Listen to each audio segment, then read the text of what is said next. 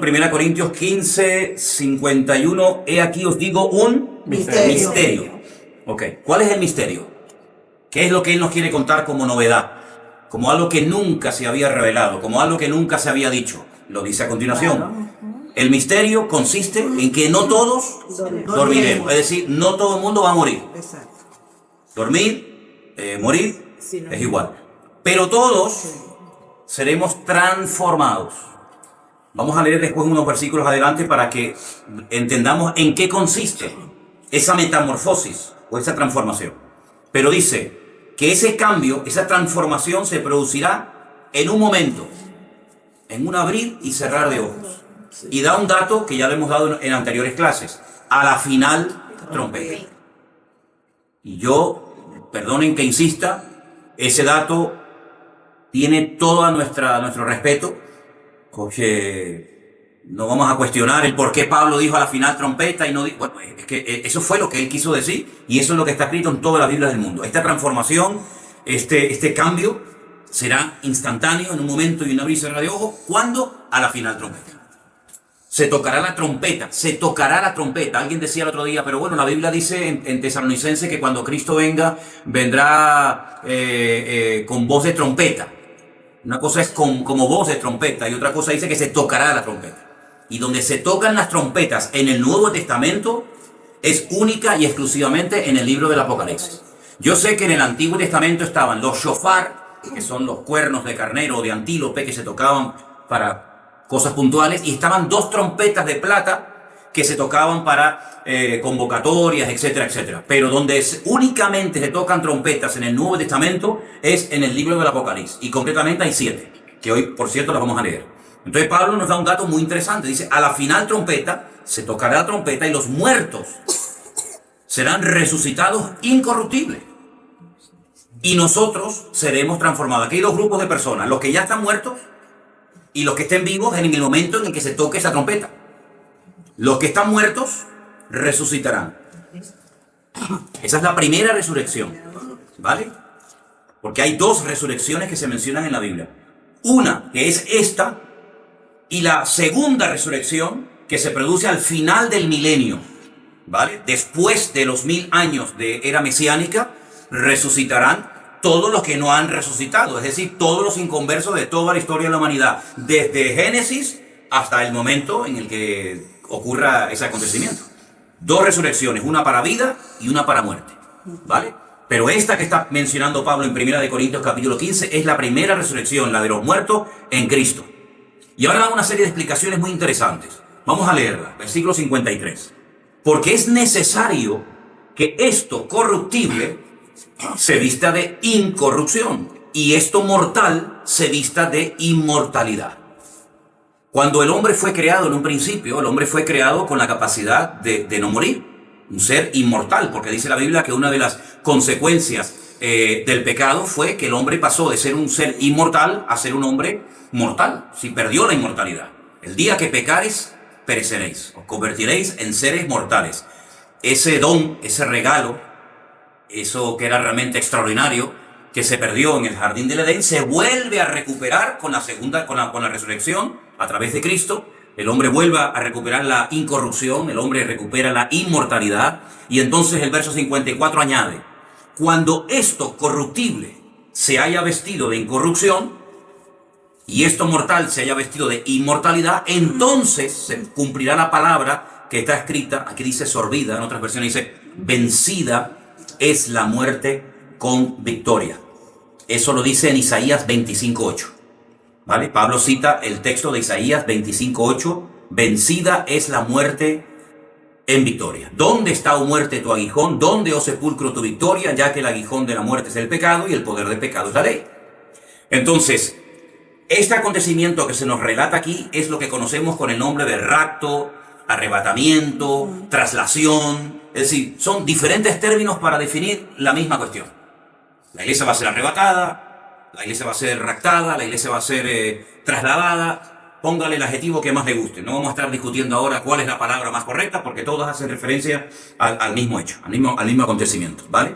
Entonces, los que murieron en Cristo, los que murieron con su fe, mirando hacia adelante, esperando al Mesías, y los que murieron en Cristo, son los primeros que resucitan. Y en un momento y en un abrir y cerrar de ojos, los que estén vivos en ese momento serán juntamente con ellos arrebatados para recibir al Señor en el aire.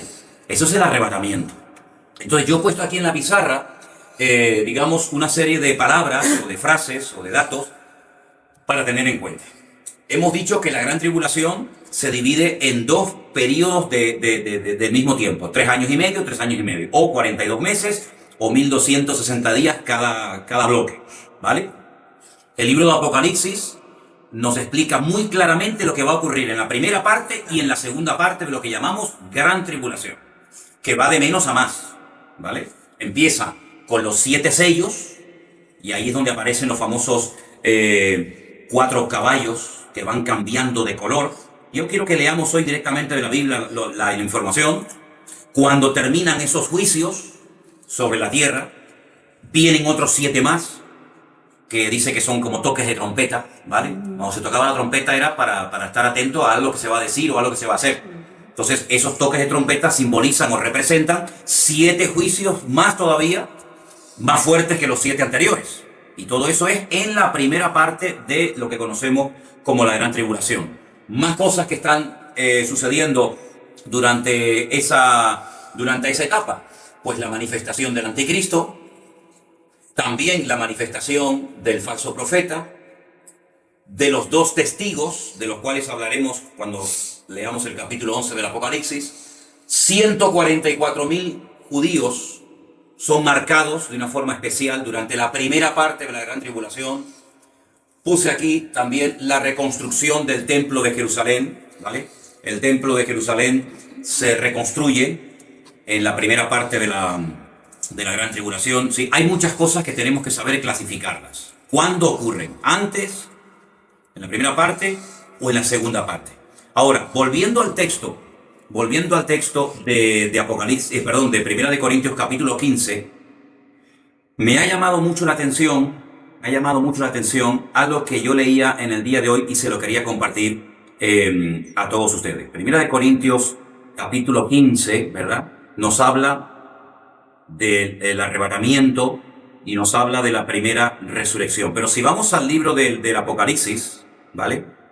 Vamos a ir al último libro del Nuevo Testamento, al libro del Apocalipsis. Hay un versículo que yo leía hoy muy, muy, muy interesante y es el capítulo 10. Capítulo 10. Vamos a leer a partir del versículo 6. Dice así. Dice que un ángel, si arrancamos del versículo 5, Apocalipsis 10:5, y el ángel que vi en pie sobre el mar y sobre la tierra levantó su mano al cielo y juró por el que vive por los siglos de los siglos, que creó el cielo y las cosas que están en él, y la tierra y las cosas que están en ella, y el mar y las cosas que están en él, que el tiempo no sería más. Fíjense, aquí hay un ángel que está levantando la mano y está jurando y está haciendo esta declaración. Pero miren lo que dice el versículo 7, muy interesante. Apocalipsis 10:7. Sino que en los días de la voz del séptimo ángel, cuando él comience a tocar la trompeta,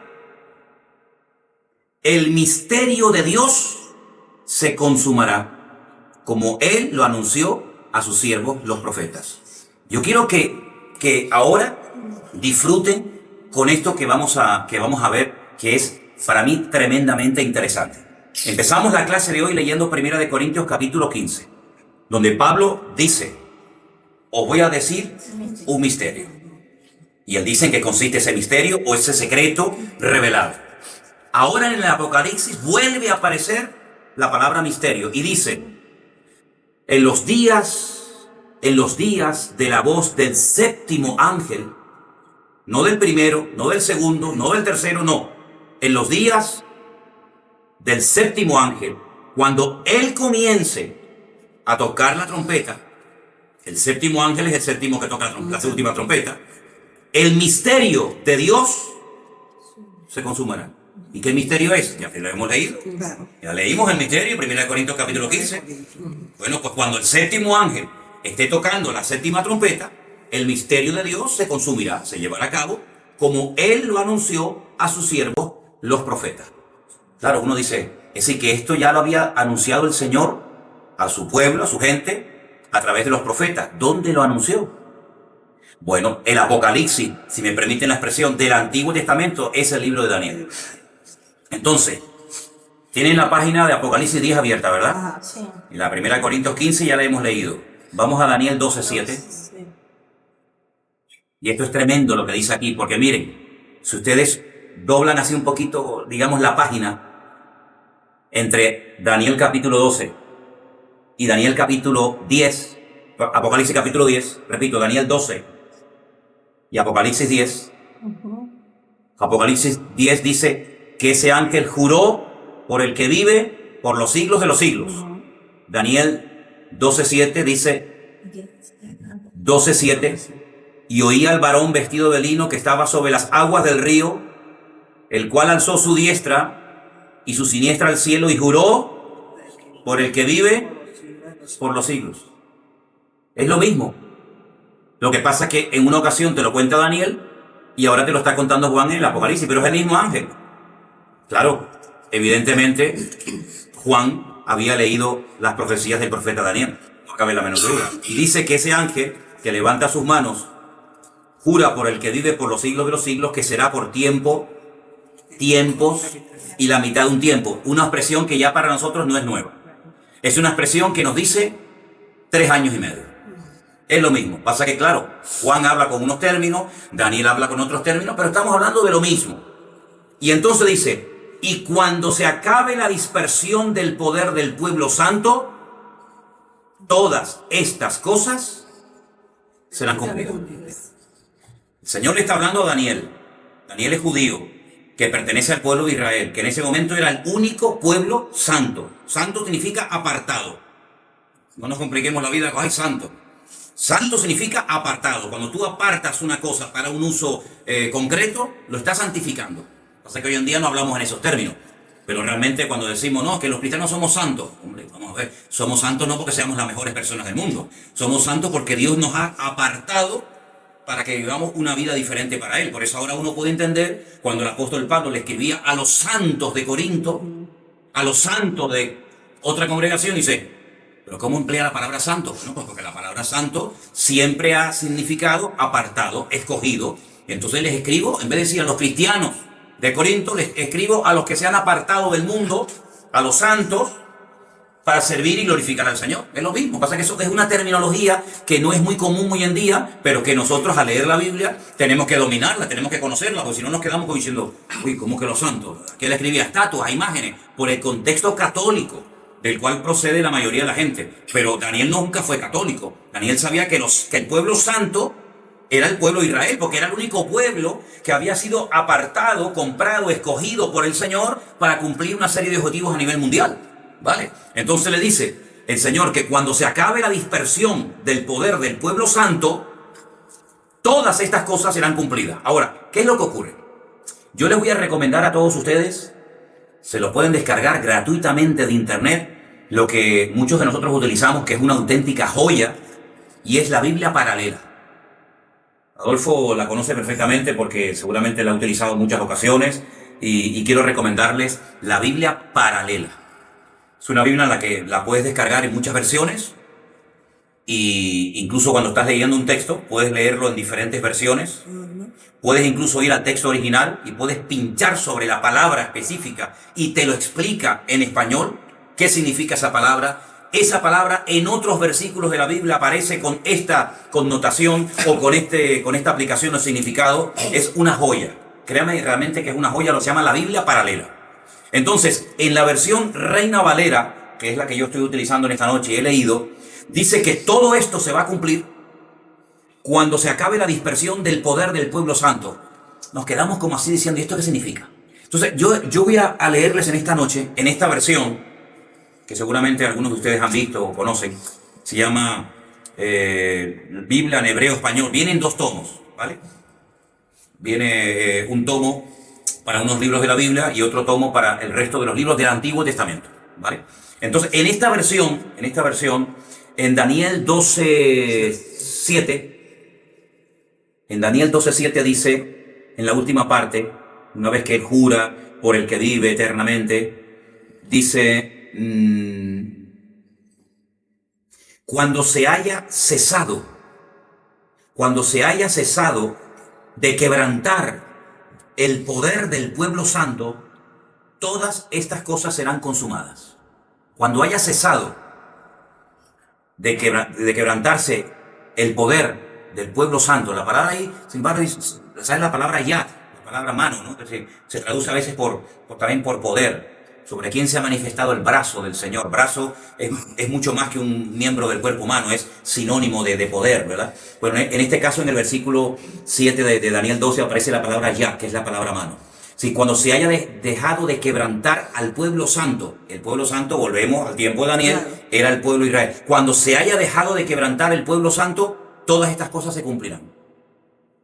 Entonces, eso es lo que nos dice Daniel. Y lo que nos dice Apocalipsis es que cuando se toque la última trompeta, cuando suene el sonido de la última trompeta, el misterio de Dios se cumplirá. Claro, no hay contradicción entre lo que dice Daniel y lo que dice Juan. Ambos se complementan. Te da unos datos Daniel que Juan no te da, pero Juan te da una información que Daniel no te da. Entonces, como hay una regla de la hermenéutica es una materia que se estudia, la hemos dado aquí en la iglesia en varias ocasiones, que consiste en la interpretación correcta de los textos bíblicos. Si usted no puede interpretar la Biblia como usted le dé la gana. Es decir, hay unas reglas, hay unas normas, y eso se estudia en hermenéutica. Y una de las muchas reglas de la hermenéutica dice que la Biblia se interpreta a sí misma.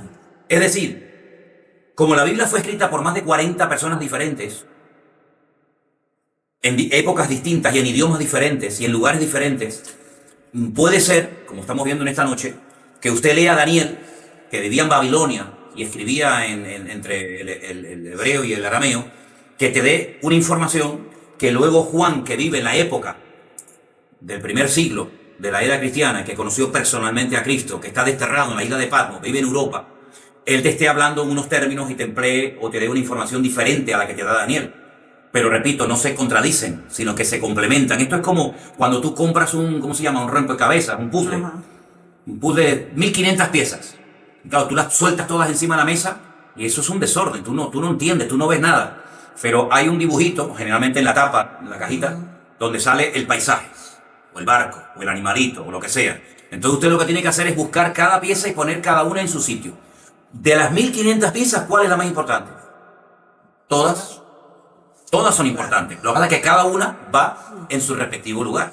Entonces la Biblia es como un gran rompecabezas, donde en Daniel te da una información, en Ezequiel te da otra, en Apocalipsis te da otra, y usted lo que tiene que hacer, y gracias a Dios que tenemos nosotros toda la Biblia.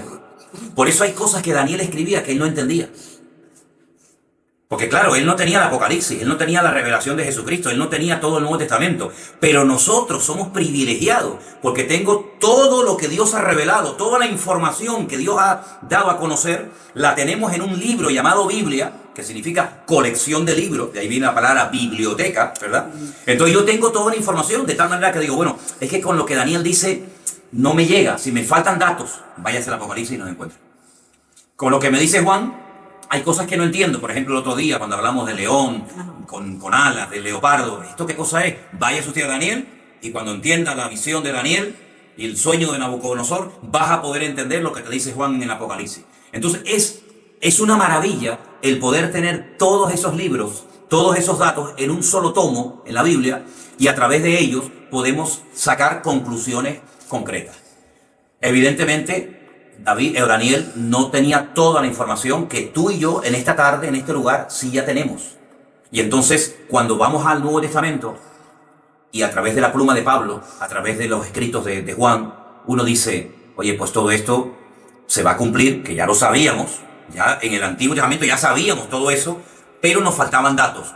Y un dato muy importante es que este misterio se va a consumar, se va a realizar cuando comience a oírse la voz del séptimo ángel tocando la última trompeta. Y esos son datos que nosotros no hemos puesto, son datos que están ahí en la Biblia hace miles de años. Nosotros simplemente lo que estamos haciendo es leerlos y de esa manera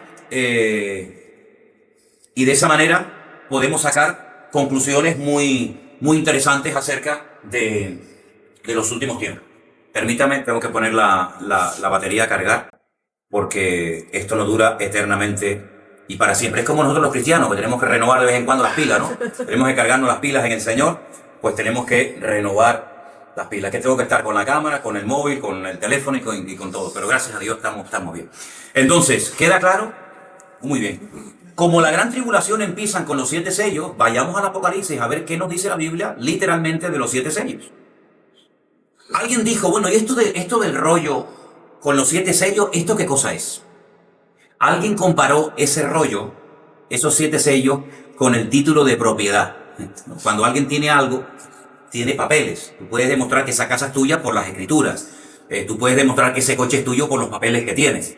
Alguien comparó este rollo, este pergamino con 7 sellos, con el título de propiedad del Señor. Pero vamos a Apocalipsis 6, donde vamos a encontrar los datos concretos y específicos de cada uno de estos sellos. A mí me gustaría leer un versículo y uno cualquiera de ustedes lee el siguiente y así vamos leyendo el pasaje, ¿vale? Empiezo. Apocalipsis 6:1. Vi cuando el Cordero abrió uno de los sellos y oí a uno de los 4 seres vivientes decir, como con voz de trueno, ven y mira. Y miré, y he aquí un caballo blanco, y el que lo montaba tenía un arco, y le fue dada una corona, y salió venciendo y para vencer. Veamos los detalles. Caballo blanco, que va montado por alguien, que lleva un arco, sin flecha. Le fue dada una corona era el premio, era el galardón, era el reconocimiento, ¿verdad? Y salió venciendo y para vencer. Vale.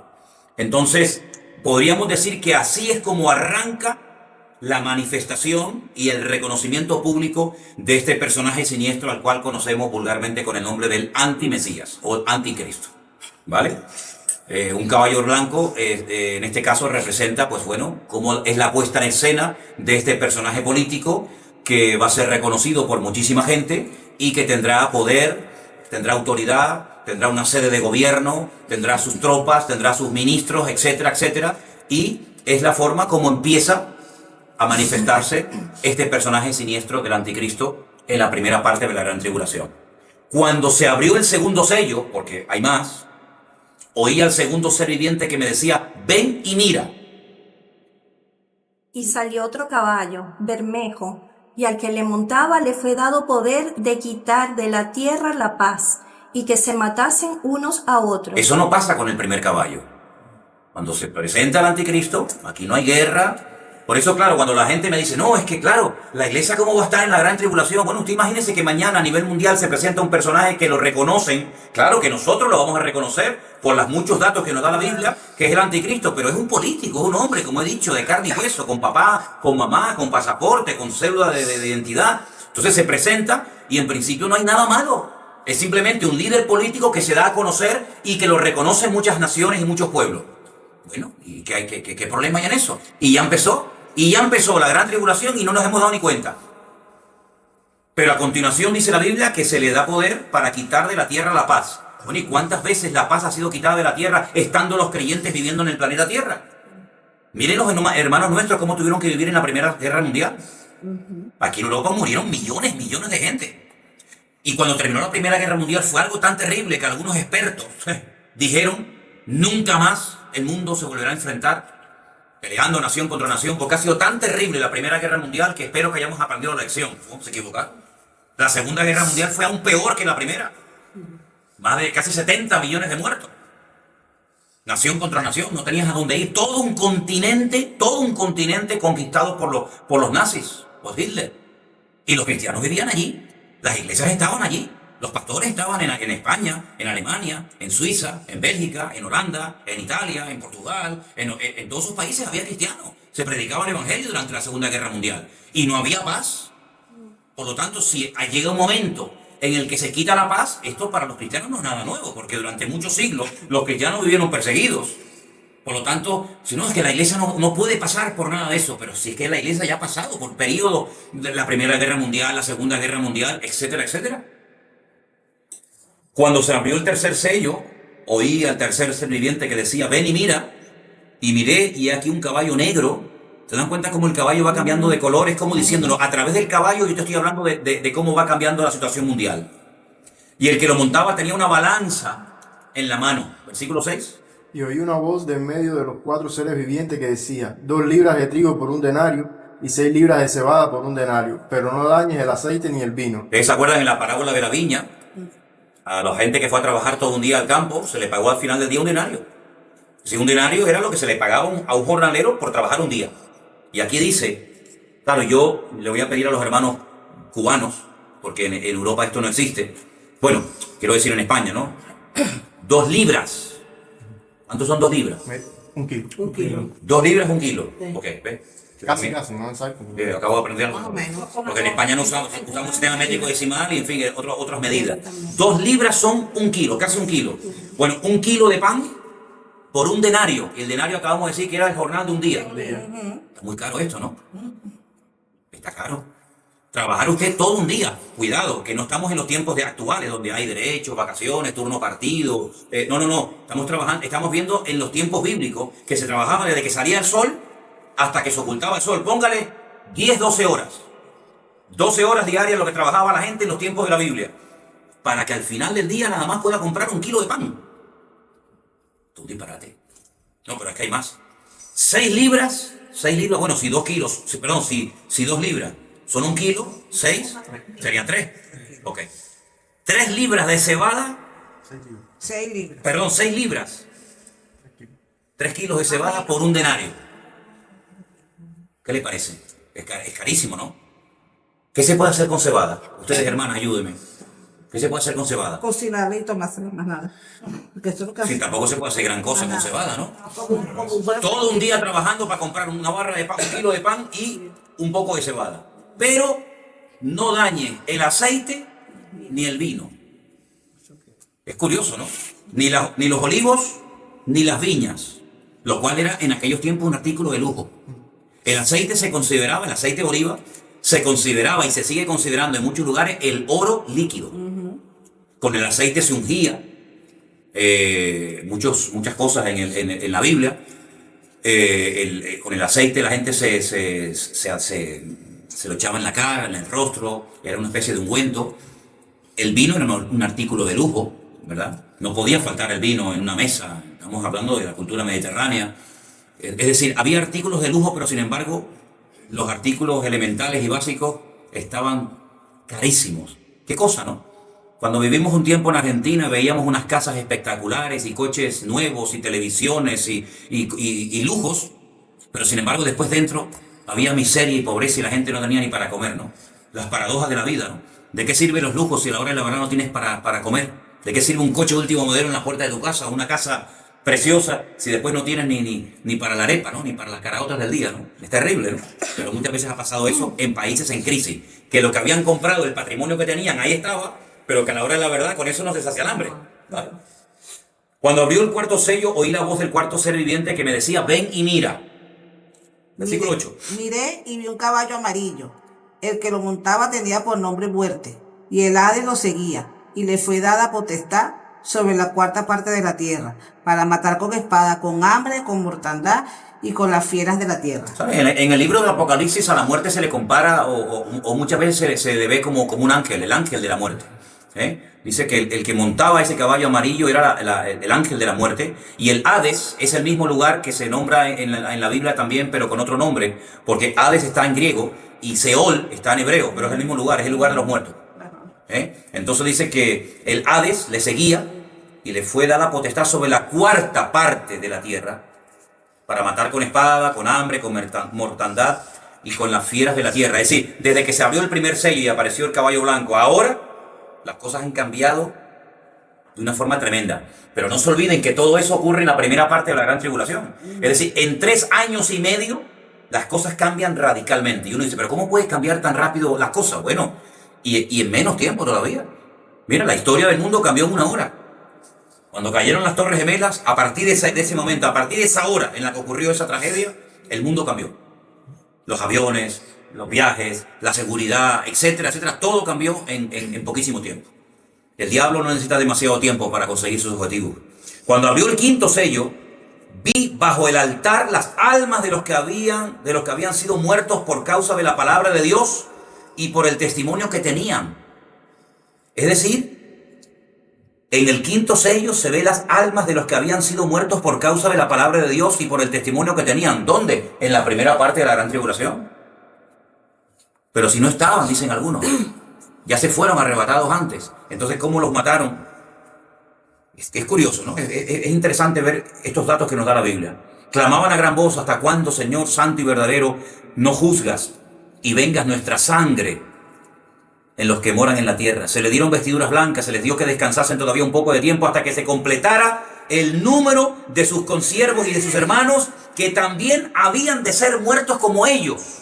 Claro, alguien puede decir, bueno, pero estas almas de los decapitados fueron los que mataron antes y por eso están ya en la presencia del Señor. No, pero espera, aquí dice, se les dieron vestiduras blancas, se les dijo que descansasen todavía un poco de tiempo hasta que se cumpliera el número de sus consiervos y sus hermanos, que también habían de ser muertos como ellos. Es decir, gente que no estaba muerta, gente que estaba viva, pero que iban a ser muertos durante esta primera etapa de la gran tribulación. Entonces, ¿qué quedamos? ¿Qué quedamos? ¿Te das cuenta como muchas veces la gente repite las cosas como el loro, pero no sacan de la Biblia la información? No, es que yo una vez oí a un pastor que dijo, es que en mi iglesia se enseñaba así, pero una pregunta, ¿usted lo ha leído? Porque aquí yo estoy viendo cosas que como que se contradicen con algunas cosas que nos han enseñado en el pasado. Aquí dice que van a estar matando a gente por causa de la palabra de Dios, y por causa del testimonio, van a estar muriendo durante la primera parte de la gran tribulación. ¿Qué le parece? Entonces, todas estas señales y todos estos juicios, repito, y quiero que lo que quedemos bien claro, es durante los primeros 3 años y medio. Miré cuando se abrió el sexto sello y aquí hubo un gran terremoto. Oye, una cosa curiosa de la Biblia es que el futuro te lo cuenta en tiempo pasado. Hubo un gran terremoto.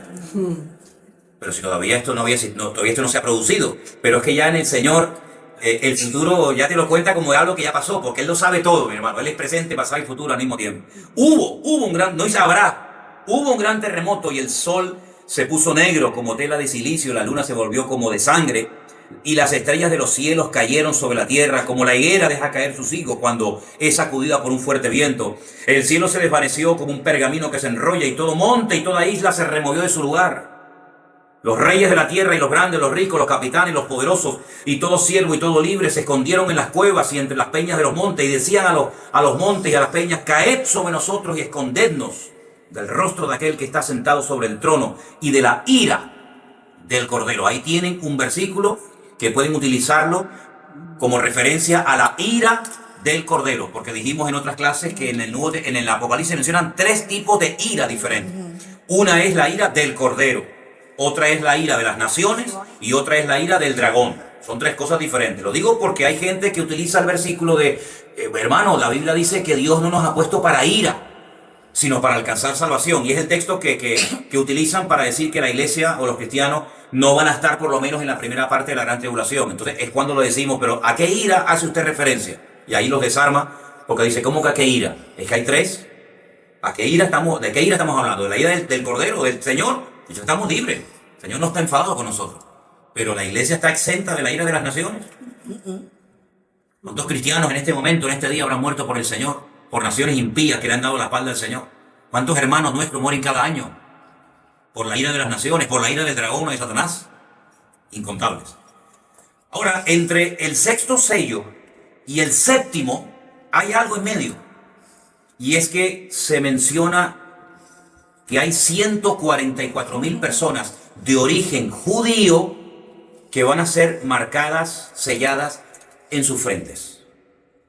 ¿Saben que hay una secta que se llama la famosa secta de los testigos de Jehová? Que ellos dicen, los famosos 144,000 sellados, escogidos, que dicen que son testigos de Jehová. Sí. Pero hay algo ahí, ellos hablan de eso, pero ellos te tiran el dato, más dice la palabra que son hombres y mujeres que no han tenido, o sea, se han guardado para Se han guardado. Y encima, uno le dice eso a ellos se queda... sí, no, y encima son 144,000 judíos. No es que uno es de Colombia, otro de México, otro de España, no. Son 144,000 judíos y además judíos de todas las tribus, de las 12 tribus de Israel.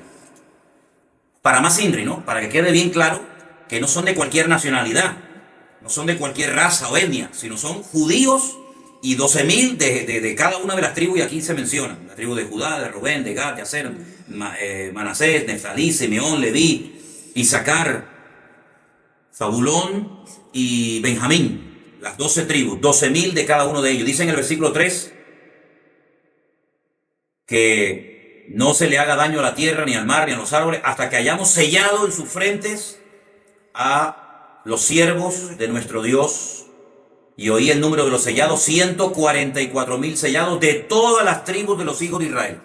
El Señor sabe dónde están esas tribus, y el Señor en su momento hará que aparezcan, porque ustedes saben que las tribus del norte desaparecieron, las famosas tribus perdidas cuando fueron atacadas por el imperio asirio, y quedaron las tribus del sur que como 100 y pico de años más tarde también fueron atacadas por Nabucodonosor, se llevaron a muchos a Babilonia, y esas dos tribus después volvieron a su tierra de 70 años después, cuando reconstruyen el templo de Jerusalén, pero de las 10 tribus del norte como que se diluyeron. Algunos dicen que se asimilaron entre las naciones y se perdieron. Pues no se perdieron, porque la Biblia dice que aquí vuelven a aparecer, y esta gente toma una parte activa, 144.000 personas durante ese tiempo. Ahora fíjense qué tremenda influencia, qué tremendo impacto producen estos 144.000, saltando un poquito del pasaje. En el versículo 9 dice: después de esto miré ya que una gran multitud, la cual nadie podía contar, y ahora dice, de todas las naciones, tribus, pueblos y lenguas, que estaban delante del trono y en la presencia del Cordero, vestidos con ropas blancas y con palmas en sus manos. Y más adelante, cuando se le pregunta en el versículo 13, ¿estos quiénes son? ¿Y de dónde han salido o de dónde han venido? Y Juan dice: Señor, tú lo sabes, porque evidentemente Juan no sabía. La respuesta es: estos son los que han salido de la gran tribulación, versículo 14, y han lavado sus ropas y las han emblanquecido en la sangre del Cordero. Es decir, son gente que se ha convertido durante la primera parte de la gran tribulación, ¿verdad? Y son los que han salido de esa etapa terrible. Y entonces, cuando vamos al capítulo 8, vemos que ahí es cuando se produce el séptimo sello. Y uno dice: bueno, ya por fin llegamos al final. No. Este es el preludio. Queda todavía más todavía. Quedan todavía 14 juicios más. 7 de ellos representados en las 7 trompetas, que son a continuación, y 7 que son los peores y los más terribles, que son las famosas copas de la ira. Entonces son 7 sellos, 7 trompetas y 7 copas. Fíjense, por ejemplo, qué interesante cuando la primera trompeta suena, versículo 7, dice que hubo granizo y fuego. ¿El granizo qué es? Es agua congelada. Agua congelada. Es interesante que la palabra hebrea para cielos, Hashamayim, es la unión de la palabra fuego y agua. ¿Sabía eso, verdad? Cuando dice en el libro del Génesis, Bereshit bara Elohim et Hashamayim, la palabra cielos, repito, es la unión de la palabra Esh, que es fuego en hebreo, y Mayim, que es agua en hebreo. Entonces los cielos están compuestos por fuego y por agua. Algo que parece imposible, porque el fuego lo apaga el agua. Y es curioso que del cielo cae granizo, que es agua, y cae también fuego, mezclado con sangre. Son lanzados a la tierra. Y la tercera parte de los árboles se quemó. Y se quemó toda la hierba verde. Ahora, yo les animo a que ustedes hagan una comparación entre las plagas de Egipto y los castigos que estamos viendo en el libro del Apocalipsis. Porque podemos trazar como una especie de paralelismo entre cómo trató Dios con los egipcios en el tiempo de Moisés y cómo va a tratar con la tierra en los últimos tiempos. Podríamos decir que en cierto sentido es como una repetición de la historia. Lo que pasa es que en vez de pelear contra Faraón, en aquel caso, que era el objetivo, en este caso es una guerra entre Dios y Satanás. Así de claro. A lo largo de la historia, la luz y las tinieblas, el bien y el mal, siempre se han enfrentado, pero a través de los políticos. El mundo de las tinieblas siempre ha tenido sus instrumentos políticos y digamos que Dios, entre comillas, también ha tenido sus instrumentos y se han enfrentado en batallas y en campos de batalla. Cuando peleaba David contra los filisteos, bueno, era una lucha natural, una lucha física, pero realmente estaba peleando la luz contra las tinieblas. En este caso Israel representaba al pueblo de Dios, ¿verdad? Israel era un tipo del Mesías y los filisteos, los amorreos, los hititas, etcétera, etcétera, eran los enemigos naturales que en ese momento tenía el pueblo de Dios. Pero en el Nuevo Testamento, y sobre todo en la parte de la gran tribulación, se vuelve a enfrentar la luz con las tinieblas, o Dios contra Satanás, pero en este caso, abiertamente, ¿vale? Satanás utilizando al anticristo, y el Señor utilizando las oraciones de su pueblo, utilizando a su iglesia, utilizando a sus escogidos, porque realmente es una confrontación, una lucha abierta entre el bien y el mal. El único enemigo del Antiguo Testamento que se enfrentó contra el trono de Dios fueron los amalecitas. Dice que Amalek osó pelear contra el trono de Dios, porque Amalek representa un espíritu, es el espíritu del anticristo, es el espíritu que se ve en el libro de Esther, que intenta exterminar a todo el pueblo de Israel. Gracias al Señor se celebra la fiesta de Purim, se celebra la gran victoria sobre los enemigos, sobre los amalecitas. Enemigos que tenían que haber sido destruidos con el primer rey de Israel, cuando Saúl recibió la orden de destruir a los amalecitas. No lo hizo, y siglos más tarde, o tiempo más tarde, en la época de la reina Esther, pues vemos que lamentablemente se vuelve otra vez a producir la batalla. Entonces vemos cómo el ataque siempre es contra el pueblo de Dios y contra el Dios del pueblo. Siempre, siempre, siempre. De una manera u otra. Entonces vemos que en la primera trompeta se produce esto. La segunda trompeta, versículo 8, ¿alguien lo puede leer? Estamos en el 8 del libro de Génesis, por favor. Perdón. Apocalipsis.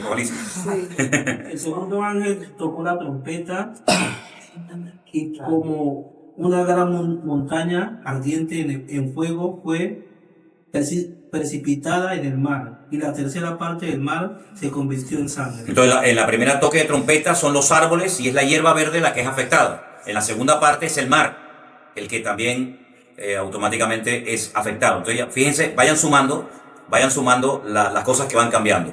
Murió la tercera parte de los seres vivientes que estaban en el mar, y la tercera parte de las naves fue destruida. Así va a ser algo tremendo. Hace poco hemos visto en televisión imágenes de miles y de miles de peces flotando en las orillas de las playas por todas estas cosas que han ocurrido últimamente en España. Entonces estamos viendo la punta del iceberg. Estamos viendo cómo es posible que con un cataclismo, con una catástrofe de esta magnitud, puedan morir millones de peces. Hace unos días hemos visto miles. Pues bueno, todo como va de menos a más, pues no nos sorprende. El tercer ángel tocó la trompeta y cayó del cielo una gran estrella. Algunos pueden decir que es como un meteorito ardiendo, como una antorcha, que cayó sobre la tercera parte de los ríos y sobre la fuente de las aguas. Pasamos de la hierba verde, los árboles, pasamos del mar, ahora los ríos. El nombre de la estrella es ajenjo, que es como amargura. La tercera parte de las aguas se convirtió en ajenjo, amargas. Muchos hombres murieron a causa de esas aguas porque se hicieron amargas. Fíjense que una de las primeras plagas la primera plaga que el Señor mandó a Egipto fue la contaminación de las aguas. Se convirtieron en sangre, por lo tanto, esas aguas no se podían beber. Y otra vez las aguas vuelven a ser afectadas en este toque de trompeta. Versículo 12, alguien que lo lea, por favor. El cuarto ángel tocó la trompeta y fue herida la tercera parte del sol, y la tercera parte de la luna, y la tercera parte de las estrellas, para que se oscureciese la tercera parte de ellos, y no diese luz en la tercera parte del día y asimismo de la noche. Ahí hay astros que son afectados. Ahí tenemos el sol, la luna, las estrellas. Interesante, ¿no? Esa expresión sol, luna y estrellas la vais a ver muchas veces, no solamente aquí. Cuando vayamos al capítulo 12 y estudiemos, analicemos quién es la mujer que está con dolores de parto a punto de parir, y Satanás tratando de devorar al niño que lleva en su vientre, dice que estaba con el sol, la luna y las estrellas, se vuelve a mencionar. Uno de los sueños que tuvo José en el Antiguo Testamento también habla de que soñó con el sol, la luna y las estrellas. Son expresiones muy repetitivas. Miré y oí un ángel volar por en medio del cielo diciendo a gran voz: ¡ay, ay, ay de los que moran en la tierra a causa de los otros toques de trompeta que están para sonar! Los tres ángeles. Capítulo 9, versículo 1. El quinto ángel tocó la trompeta y vi una estrella que cayó del cielo a la tierra. Otra más. Y se le dio la llave del pozo del abismo. Se abrió el pozo del abismo y subió humo del pozo como humo de un gran horno. Se oscureció el sol y el aire por el humo del pozo. Versículo 3, por favor. Y el humo salieron langostas sobre la tierra, y se les dio poder como tienen poder los escorpiones de la tierra. Se le mandó que no dañasen a la hierba de la tierra, ni a cosa verde alguna, ni a árbol, sino solamente a los hombres que no tuviesen el sello de Dios en sus frentes. ¿Y quiénes son los hombres que tienen el sello de Dios en sus frentes? Los 144,000. Pero los demás que no tenían el sello, la marca, la identificación de Dios en su cuerpo, en su vida, a esos se les atormentaría. ¿Qué les parece? Hay diferencia, ¿no? Siempre Dios ha hecho diferencia entre los justos y los injustos. En Egipto lo hizo, en el diluvio lo hizo, en la destrucción de Sodoma y Gomorra lo hizo. Siempre ha habido una gran diferencia entre sus hijos, entre su pueblo y los que no son su pueblo. Dios siempre ha protegido, Dios siempre ha cuidado, Dios siempre ha marcado una diferencia entre los que le pertenecen y los que no le pertenecen. Dice, pueden dañar a los hombres que no tienen el sello de Dios en sus frentes. A eso lo que quieran, pero los que tienen la marca de Dios en su frente, por eso no se preocupen. ¿Qué te parece?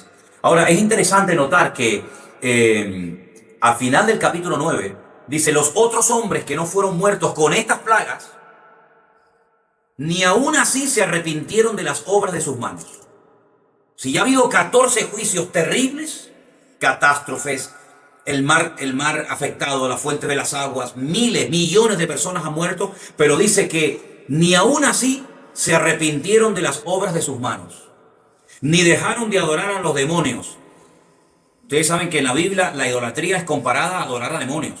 Eso lo dice la Biblia. Ni dejaron de adorar a los demonios, ni a las imágenes de oro, de plata, de bronce, de piedra y de madera, las cuales no pueden ver, ni oír, ni andar.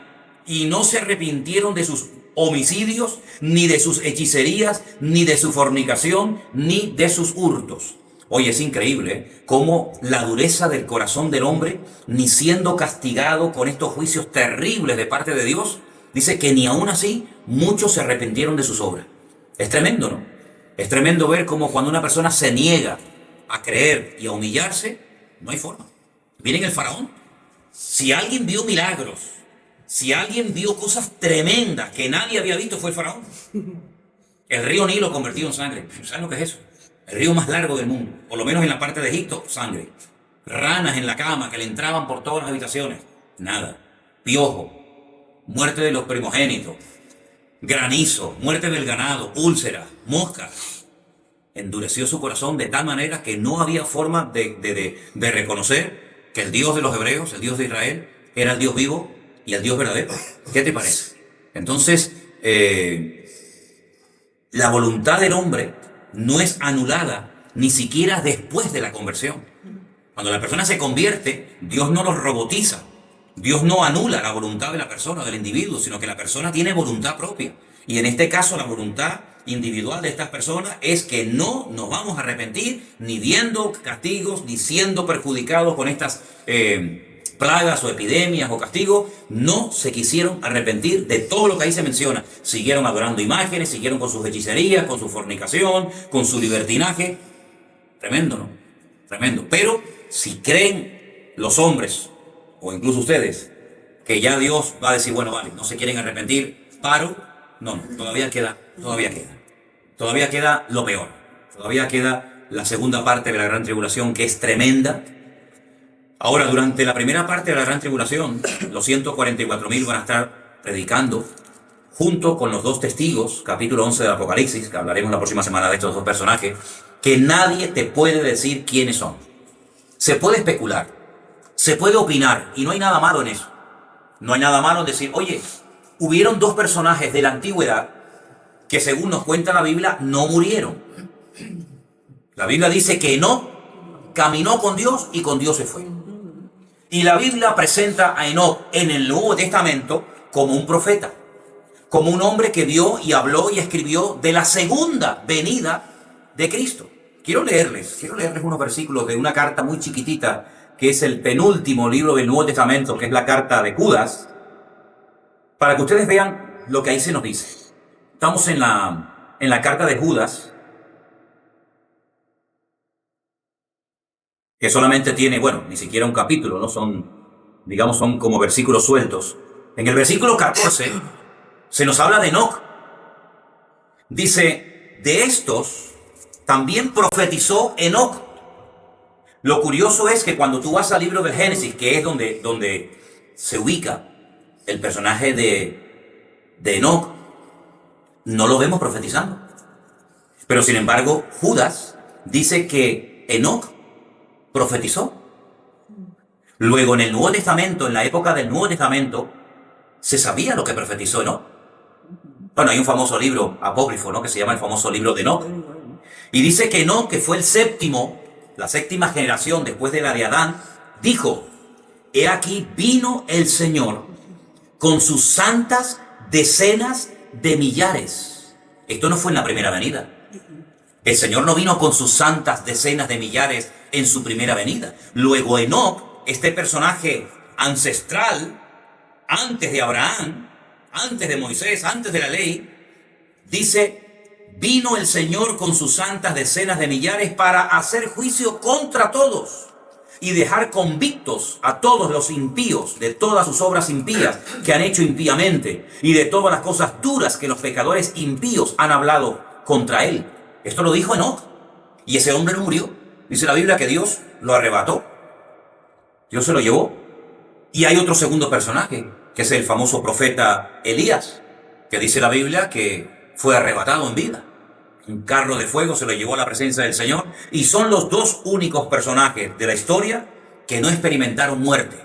¿Por qué se dice que puede ser Enoc y Elías esos dos testigos o dos predicadores que van a venir en la primera parte de la gran tribulación? Bueno, porque no murieron. Y como hay un versículo muy interesante que está en Hebreos 9:27, compróbenlo si no me equivoco, que dice: es necesario que todos los hombres mueran una sola vez y después de esto el juicio. Algunos dicen, bueno, pues si está establecido por Dios que todos los hombres mueran una sola vez y estos no murieron, y dice la Biblia que los matan a los dos predicadores o a los dos testigos, los dos olivos, como se le llama en el libro de Zacarías, los matan, pues entonces no van a morir dos veces. No van a morir dos veces. Como no han muerto, los matan en la gran tribulación. A los 3 días el Señor los resucita, los lleva a su presencia. Entonces, algunos dicen, puede ser Enoc, puede ser Elías. Hay gente que lo ha dicho. Pero yo no me atrevo a decir que son Enoc y Elías, porque la Biblia no lo dice. Dije hace unos días que hay un libro que escribió un pastor español que él dice los nombres de los dos testigos. Claro, tendrá una iluminación que no tuvo ni Juan en el Apocalipsis, ¿no? Otros dicen que puede ser Moisés y Elías.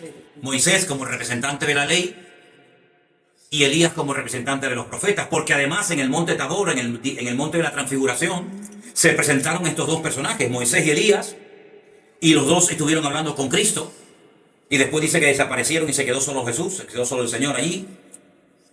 Pero bueno, yo veo en el libro del Génesis que Moisés murió. Y si quieren podemos leer también en la carta de Judas, en el versículo 9. Pero cuando el arcángel Miguel contendía con el diablo, disputando con él por el cuerpo de Moisés, no se atrevió a proferir juicio de maldición contra él, sino que dijo: el Señor te reprenda. Dice que Satanás se quería llevar el cuerpo de Moisés, pero el cuerpo muerto, no el cuerpo vivo. Luego Moisés murió. Entonces va a venir en la gran tribulación y lo van a matar a Moisés.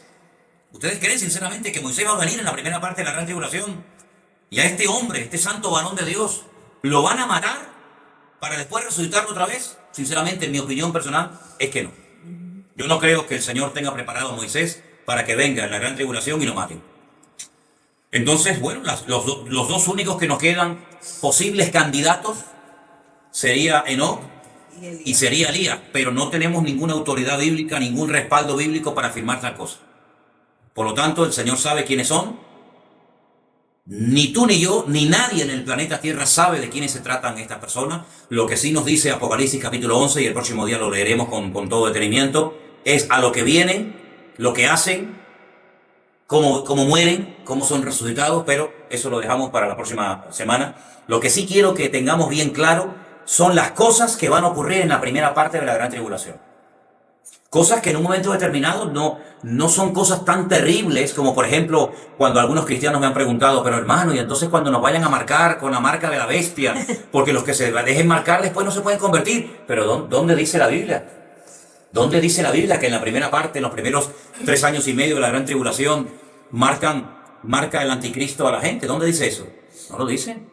Eso no lo dice. Por lo tanto, no hay que tener ningún temor de que vamos a ser marcados por el chico, una marca del 666, de la bestia, que si nos dejamos marcar, claro, para poder comprar y vender hay que dejarse marcar, porque si no, ¿cómo hago? Pero es que eso no pasa en la primera parte de la gran tribulación. Por lo tanto, yo le digo a los que están con esa preocupación, relájense, despreocúpense. No se preocupen por eso, eso no va a afectar la primera parte de la gran tribulación. Si vamos a estar en la primera parte de la gran tribulación, si vamos a estar en esa primera parte, que yo creo que sí, ahí no pasa nada de la marca de la bestia. Usted podrá comprar y vender siempre y cuando tenga dinero. Si no tiene dinero, pues le va a pasar lo mismo que hoy en día. Algunos ya están pasando una tribulación hoy en día, aunque no haya empezado, porque es que no puedo comprar, entonces ya está en la tribulación, hermano. Por lo tanto, lo que sí quiero que ustedes se den cuenta es que lo que va a ocurrir en la primera parte de la gran tribulación, y puse al final, pero no por ser menos importante, la reconstrucción del templo de Jerusalén. Algunos dicen, bueno, pero eso es simbólico. Cuando alguien ve algo muy imposible, recurre a la palabra eso es simbólico. ¿Saben que antes de la restauración nacional del pueblo de Israel en 1948, hasta algunos judíos llegaron a plantearse que la reconstrucción nacional, el retorno de Israel a su país, no era algo que se tenía que tomar como algo literal, sino como algo simbólico? Incluso muchos judíos multimillonarios pensaron en ir a África y comprar grandes extensiones de terreno para crear el Estado de Israel en África y reconstruir el templo de Jerusalén en África, porque veían imposible que Israel pudiera volver a Israel, a su país. ¿Imposible? En un día se proclamaron país, en un solo día. Y la pregunta del profeta era, ¿en un día se levantará una nación? Como diciendo, pues sí, eso no se puede, una nación, mira los catalanes. No se me enfaden los catalanes que me están viendo. Los catalanes declararon la República Catalana y de República Catalana de momento nada hay. Un país no se levanta en un día, ni en una semana, eso es... Miren los kurdos, los siglos que llevan reclamando un país. Y los kurdos, los pobrecitos, están ahí entre Siria, entre los turcos. Y no hay manera. ¿Y cuántas etnias, cuántos pueblos están reclamando un territorio para declararlo país? Nada. El único país de la historia de la humanidad que se levantó en un día fue el Estado de Israel. Mayo de 1948. Pasaron levantándose por la mañana y no existía Israel, y a las 4 de la tarde ya existía el Estado de Israel. ¿Qué te parece? Es un milagro histórico, eso no ha pasado nunca, ni pasará jamás. Y ahí están. Y desde Israel nos está viendo nuestros hermanos. Eso es una realidad, están allí en Israel. Hay un país con su bandera, con su escudo, con su himno, con sus soldados, con su gente. Ya más de 9 millones de judíos están viviendo en el Estado de Israel, y los millones que van a venir, los millones que van a ir a Israel en los próximos meses, en los próximos años, va a ser algo tremendo, ¿verdad? Entonces, de simbólico nada. Lo que pasa es que cuando la gente ve algo imposible de cumplimiento, dice, no, eso es algo simbólico. Le pregunté una vez a un rabino en Jerusalén acerca de la reconstrucción del tercer templo, y ¿saben lo que me dijo? Me dijo, hace 70 años atrás no existía este país, y ya estamos aquí, y era imposible que eso se diera, imposible. Hoy en día algunos ven imposible que si la mezquita de Omar, la mezquita de Al-Aqsa, que Jordania protege las planadas de las mezquitas, ¿qué va a pasar con los árabes si a los judíos se les ocurre subir al monte Moriah y reconstruir el templo? Se ve como algo imposible, y era más fácil reconstruir el templo de Jerusalén. Miren, no me voy del tema, pero fíjense qué interesante cuando Jesús está en Capernaum, en una casa, predicando, y de repente le descuelgan a un paralítico que no puede caminar, que lo descuelgan entre 4 amigos. Lo primero que hace es, hijo, tus pecados te son perdonados. La gente se quedó asombrada diciendo, pero ¿quién puede perdonar pecados sino solo Dios? Y a continuación añade el Señor y dice, pues para que veáis que el Hijo del Hombre tiene poder para perdonar pecados, le dijo al paralítico, levántate, toma tu lecho y anda. Pero la pregunta que hace el Señor es la siguiente, ¿qué es más fácil? Fíjense que no dice qué es más difícil. ¿Qué es más fácil, perdonar pecados o levantar un paralítico? Claro, si la pregunta fuera para nosotros, diríamos, bueno, pues si perdonar pecados es simplemente lanzar una frase, pero el Señor, ¿qué es más fácil? No dijo que es más difícil. Para Dios no hay nada imposible. Para Dios la palabra imposible o difícil no existe. ¿Qué es más fácil? ¿Perdonar los pecados o sanarlo? Eso es lo que Dios va a hacer con el pueblo de Israel. Una restauración nacional que ya se ha producido, y una restauración espectacular de tipo espiritual. Y eso es lo que nos habla en Ezequiel, cuando lo leamos en la próxima semana, de los huesos secos. Cómo se reconstruye, cómo se restaura nacionalmente Israel y cómo se restaura espiritualmente la nación de Israel. Entonces todo eso, muchas de esas cosas yo creo que nosotros vamos a tener el privilegio de poder verlas y estamos comenzando a ver cosas realmente increíbles. Nosotros somos privilegiados porque podemos ir a Israel y ver que la primera parte de la profecía de la restauración nacional del país ya se ha cumplido. Muchos hermanos no lo vieron, Muchos pastores predicaban, pero nunca vieron eso. Nosotros, gracias a Dios, que hemos nacido después de 1948, podemos decir de que eso es una realidad. Por lo tanto, si ya se cumplió lo natural, no te quepa la menor duda de que lo espiritual también se va a producir. ¿De acuerdo? Así que por hoy damos por